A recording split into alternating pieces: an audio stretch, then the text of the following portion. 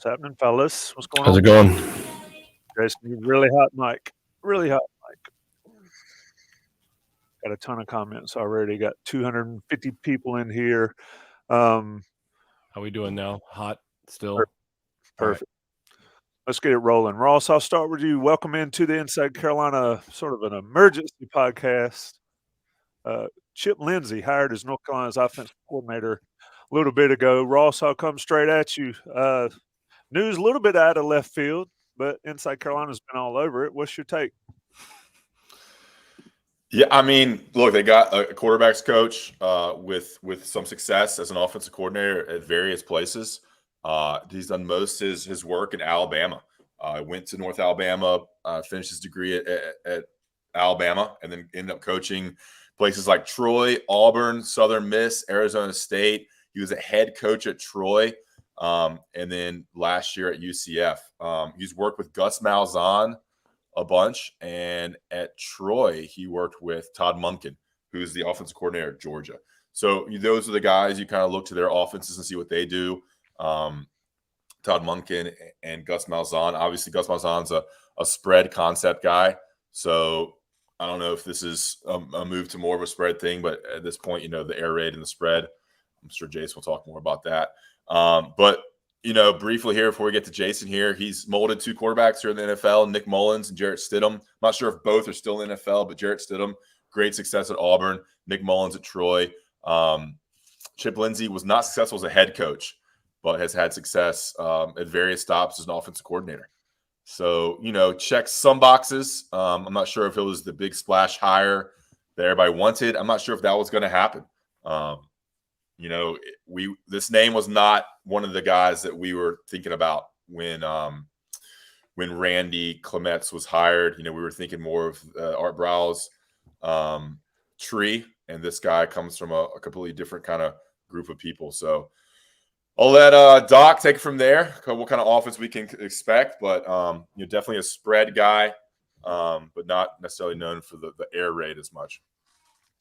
Jason, the message boards have been interesting. There are people in the chat asking you to save them from themselves. Jeez. Sort of break down what you think. Yeah, and like we discussed before and discussed yesterday, not somebody really on the radar, but accomplishes a couple things, I guess, for Matt Brown and his staff. Yeah, I think it's first of all, he's a guy that's had success as an offensive coordinator. That's the first thing you look at. You don't want to hire somebody who hasn't had success. And there are a few things I like about this hire. One is that he's been with Gus Malzahn at a couple different stops now, and I think Gus is a really good offensive mind. And one of the things that I like about Gus is, and the Malzahn approach is that they run spread stuff, and I believe in spread formation stuff. And remember, spread is not an offense. Spread has to do with formations, right? You spread the field by going with 11 personnel, 10 personnel, that sort of thing. So I believe in getting more skill talent on the field, spreading the field a little bit, that sort of thing, at least a good amount of time. But one of the dangers of running spread stuff, and especially when you run spread and high tempo stuff, in the way that you typically have to practice that, is that you lose physicality. And we've talked about that on this podcast for a couple of years now. Actually, going all the way back. This is since before Mac. And the thing that Malzahn's been able to do over the years, and he was able to do it at Auburn, was maintain physicality in the running game and maintain physicality as an offense while doing a lot of that stuff. Got to remember, Malzahn actually was able to go toe to toe with Nick Saban with less talent at different points. And that's partly because they were able to match up to the physicality that Alabama brought. So that's a plus. You're looking at a coach who runs spread stuff. So he's going to fit your personnel, who is going to bring some physicality there. At the same point, a guy who's done well with quarterbacks. And I think that was, if you're looking at this hire, the partnering of Randy Clements and and then Chip coming in, those guys, basically what Mac wanted to do is to maintain, is to bring in to stay with spread, to keep a guy that really knows how to develop quarterbacks and runs a quarterback friendly offense while emphasizing the spread running game.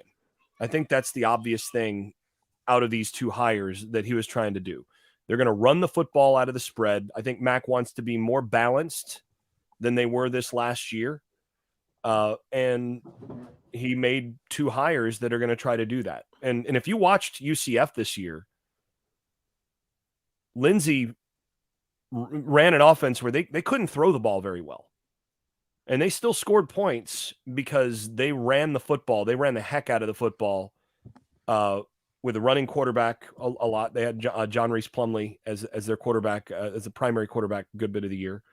And they ran the football from the spread and were a very physical running team. I think a good game to go watch is actually the Louisville UCF game from earlier this year to get a sense of what he can do with limited personnel. I think it's a good overall hire. Is it a slam dunk home run hire? Probably not. But did he hire a good offensive coordinator who ticks the boxes that you need within the program? I think so. Yeah, and the rushing offense, like you mentioned, Jason, UCF was 8th in the nation in rushing offense in 2022 with 236 yards per game. I was just going through some of the numbers. I mean, this is how many points they scored at UCF this year. This is in individual games. 56, 14 in a loss to Louisville, 40, 27, 41, 70, 13 in a loss to East Carolina, 25, 35, 38, 14 in a loss to Navy, and 46. So he's regularly putting up, 40 points, high 30s at Louisville. And then obviously in the losses, they put up 13, 14, and 14. So, I mean, his offenses have scored. Like you said, they can run the ball and check out passing offense here too. But, yeah, I think it's accurate. Like, not a slam dunk, but this guy was a good enough coordinator to be hired as a head coach. Yeah, did not have success as a head coach at Troy, but well-liked and definitely of the Gus Malzahn tree, and considered a very good developer of quarterbacks. And that's what you want, right? You want someone who can recruit, develop, and get quarterbacks to the NFL. And I think he checks that box. Yeah, and Drake May tweeted that he's excited to get to work with Chip Lindsey and all that. Brandon Marcello, 24/7 college football guy, tweeted a little bit ago, Chip Lindsey did not call plays at UCF this season, so going to North Carolina gives him an opportunity to have full control of the offense with one of the best quarterbacks in the country. Should be fascinating to watch. Yeah, another note, I was actually messaging with Brandon Marcello earlier because I know he's a big Alabama guy, and Chip Lindsey called plays in 2017 when they won the SEC West, but Gus Malzahn took away those play calling duties in 2018. And then I'm not sure at Troy when he was the offensive coordinator under Todd Monken whether or not he called plays there because Monken's an offensive guy. So he's been at a lot of stops, but he's been the OC for offensive-minded coaches. So you don't know how much control and play calling he's had all the stops there. I mean, it's odd that Malzahn would take the play calling duties away. I'm not sure what that really says. Obviously, Malzahn's been a big-time play caller his major stops, but here at UNC, he'll of course have complete control of the offense. And I'm sure that's a big reason why he wanted this job. He wanted to have his own offense and kind of get away from Malzahn, who was calling the plays at UCF last year. Yeah, I remember the discussions with Gus taking over the play calling those years. I was paying attention to that at the time. And Gus felt like, just in terms of the program culture and some of the things that he wanted to do, the DNA of the program, he felt like that was slipping away from him a little bit. And he wanted to get more hands-on once again. And that happens with coaches. It's not that Lindsey did a bad job, but Gus wanted to get more directly involved on that side of things. And so he took that over. But yeah, one of the things that's interesting, you mentioned he's been under a lot of different offensive-minded head coaches. He's a guy that doesn't have a single, like, here's the 22 plays that he's going to run from these 4 formations. That's not his thing. He's a guy that's tried to marry a lot of stuff together in one offensive package. from the various people and different stops that he's been on. So this is one thing I'm actually really looking forward to getting to go to clinic this year with them and sit down in the film room with him to get a good sense of exactly how he's going to go about things, because he's got some philosophy on this, but I want to see sort of how he's marrying some of his last few stops together and how he's going to attack and put some of these things together and what he's going to limit things to. I think the danger when you've got a guy who's been around a lot of stuff is that you could try to do too much. But again, with Malzahn, with some of these others, they've got good systems. He's been under people who've had really good systems for installing a lot while keeping it simple. The biggest concern I have, to be honest, and this is shifting gears a little bit, is if you go back to Troy and you go back to UCF this year, going back all the way to 2019, the red zone touchdown percentage is the thing that I'm looking at, that I'm like, well, they're still going to have to really make sure they're focusing on red zone, because you look at 2019, Troy red zone touchdown percentage was 49th at 63.64. Then in 2020, they were 99th at 54.35 touchdown percentage. Then 2021, they were 73rd at 59%. And then this year, UCF was 103rd at 53% in terms of red zone percentage. So, this was a big complaint about Phil Longo at different points in his career. And also, again, this year at North Carolina at times. So that's something that I think hopefully Randy Clements and the whole staff is able to they're able to come together to make sure that the red zone percentage, the touchdown percentage in the red zone, is higher than what Lindsey affiliated offenses have had the last few years. But it was higher than a higher percentage than Longo this season, I believe. So got that going for him. Tommy, let me read a quote real quick and then bring in Greg. I found this quote from when he was offense coordinator at Auburn. Kind of fits what Jason said a little bit earlier. This is from Chip Lindsey while at Auburn. You build a team around your quarterback and your playmakers, and that's what we're trying to do here. If you know the places I've been, when I was at Troy, we were a certain way. When I was at Southern Miss, running the offense, we were a certain way. Arizona State, we were a little bit different than Southern Miss. It's all about the team you have. So building your offense around what you have. Obviously, Drake May, playmakers, good running backs, good wide receivers. He's not gonna try to fit a square peg into a circle hole. So that was an interesting quote there. Yeah, Tommy. absolutely. And I misquoted one. UCF this year. Sorry, I misread that. That was 67th in touchdown percentage this year at 61.9. So yeah, that's I want to make sure we got that right. So 67th in touchdown percentage from UCF. Red zone offense, UCF was 105, like you said. North Carolina, 106. Yeah, but I don't look at red zone overall percentage. I look at touchdown percentage because that's the one that really matters in the red zone. Because the other is impacted a lot by kicking game and all that. That's not offensive coordinator as much. North Carolina in touchdown percentage was 63% at 58th in the country, and UCF was 67th at 61%. So basically same ballpark. I pulled Greg Barnes off the golf course. Well, luckily it's raining today in North Carolina, so not on the golf course.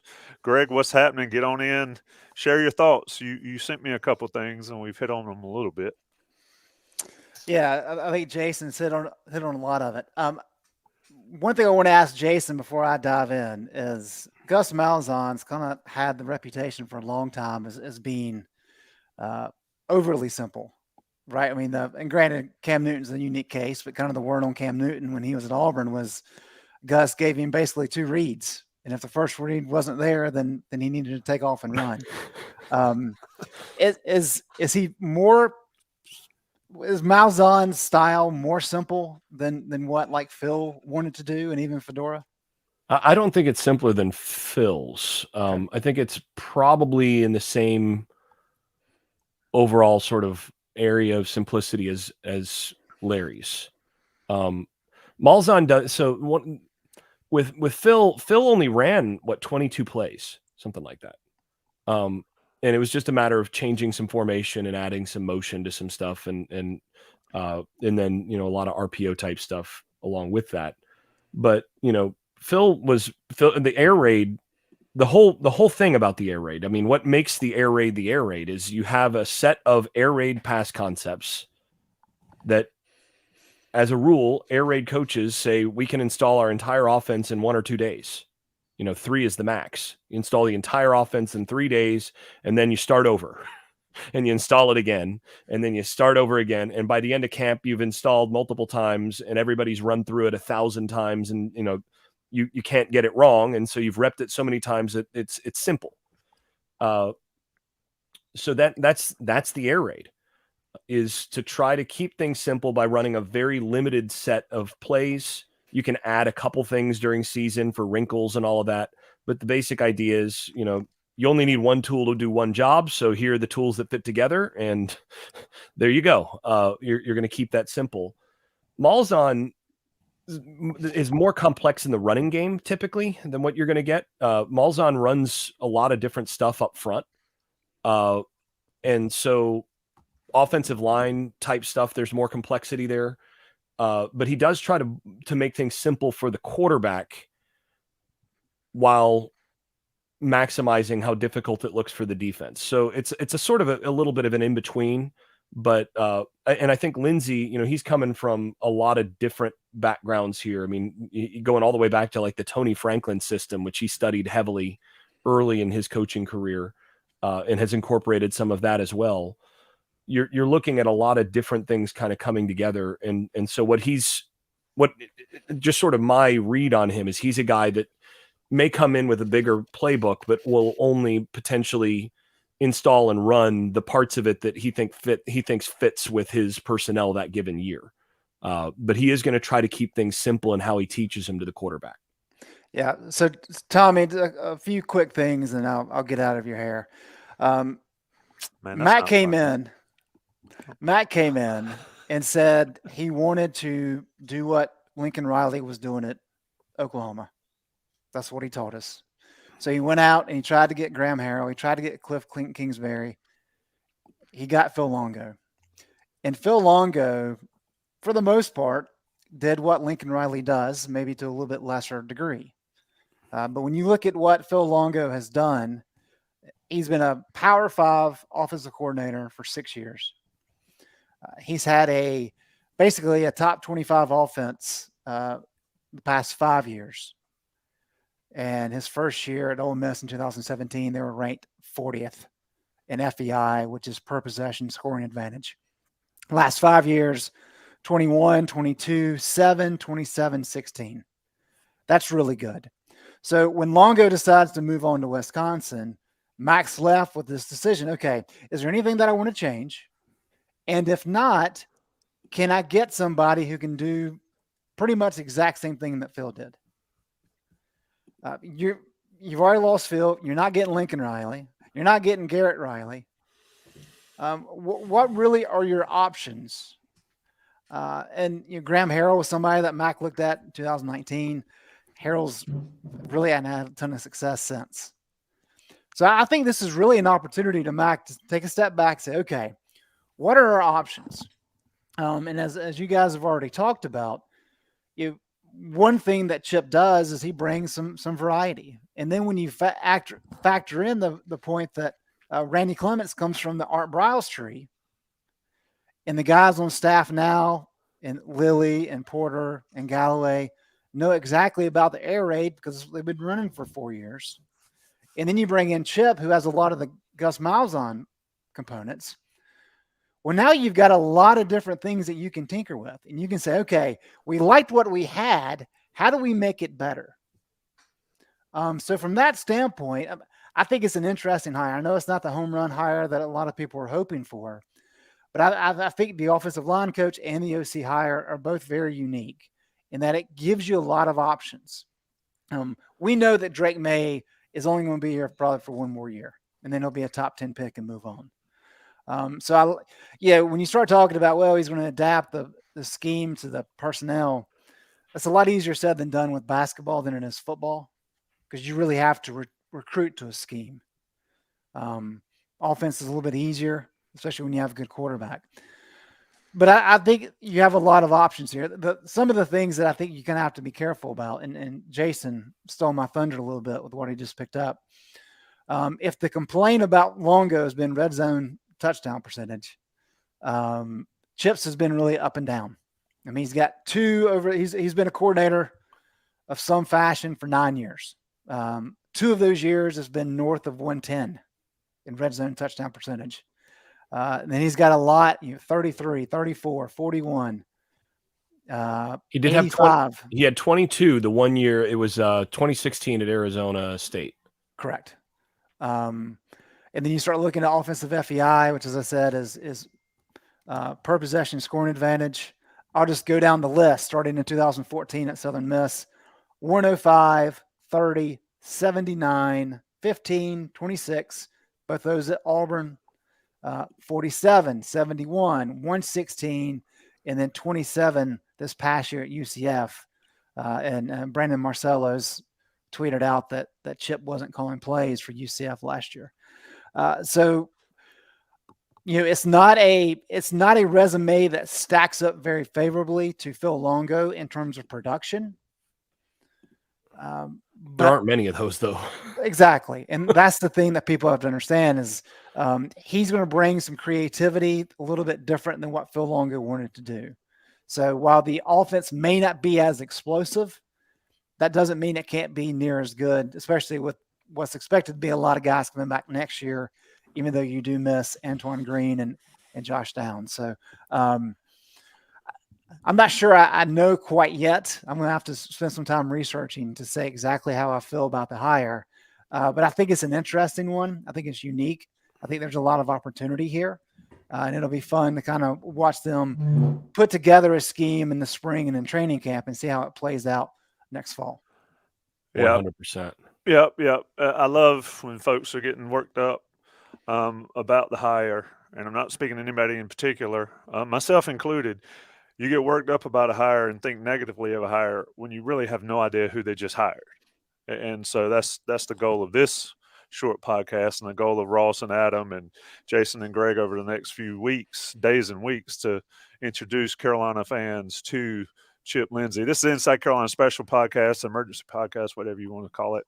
Shout out to the almost 700 folks here on a Thursday at noon. I don't know what y'all do for a living, but make sure your bosses aren't paying attention. But appreciate you joining us in Johnny T-shirt. Ross, what you got? Well, I was just going to say about the additions to the staff, not additions to the staff, but Lonnie Galloway was named passing game coordinator, some new titles here, and John Lilly was made run game coordinator to go along with Randy Clements, who's offensive line coach, and Larry Porter, who is running backs coach and the special teams coordinator. So some new additions, new titles to the staff there for y'all's information.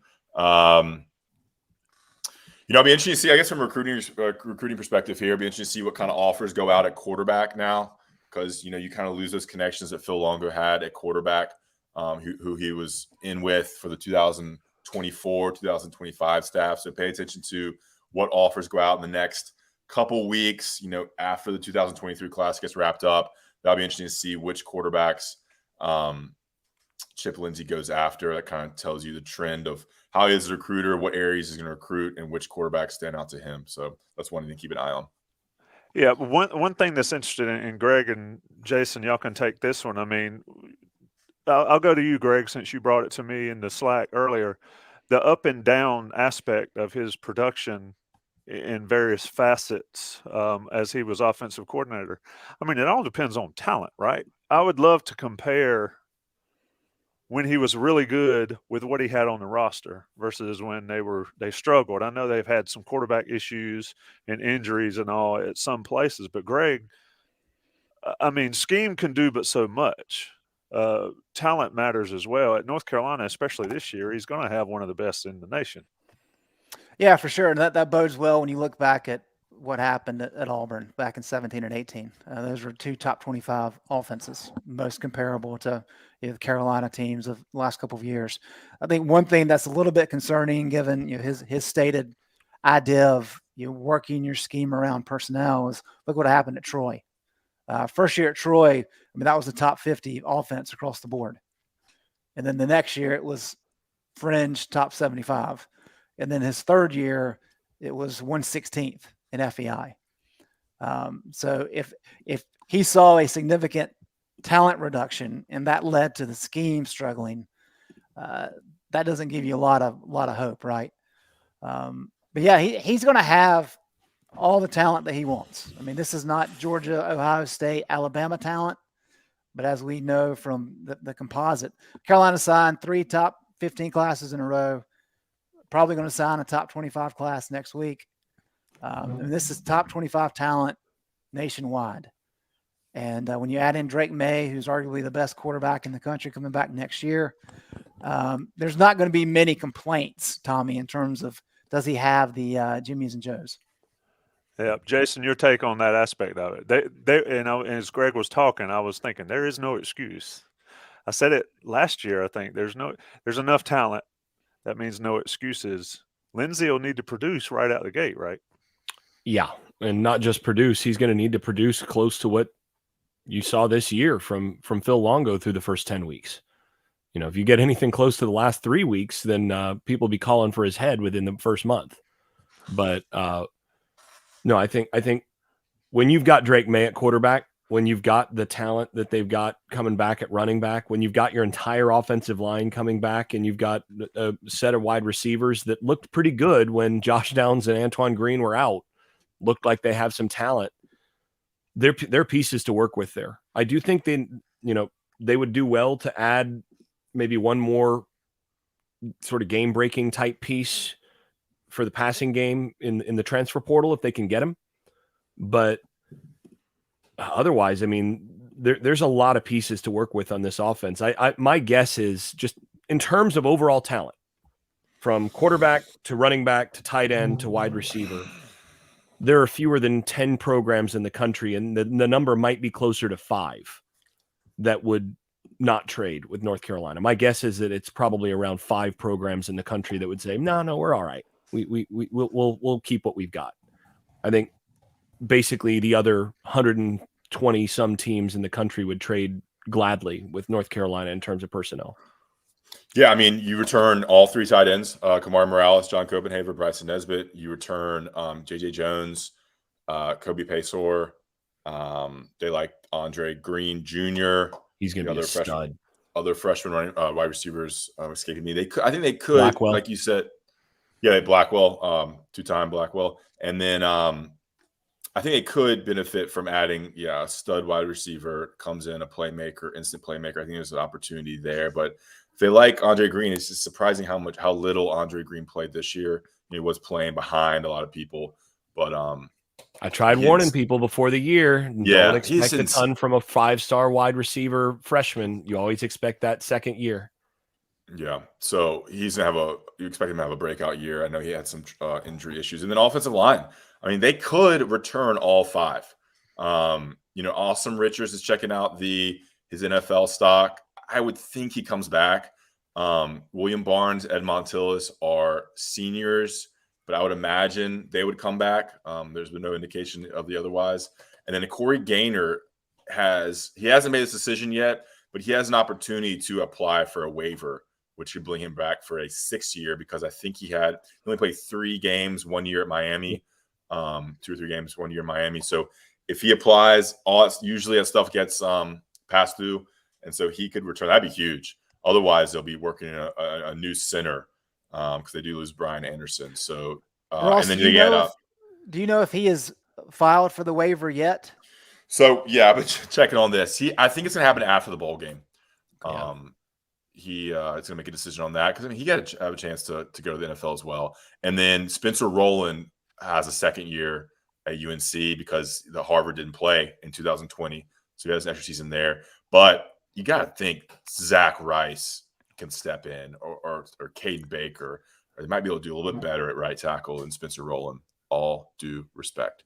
Well, Zach Roland, Rice. look, Roland has gotten dragged by people, and I don't understand why, because he actually played pretty well in the year. I mean, what was his final PFF grade? I mean, you have to take those with a grain of salt, but that one basically matched my eye. It was like 64, which is, if I remember right, somewhere in there, which is, replacement level or above.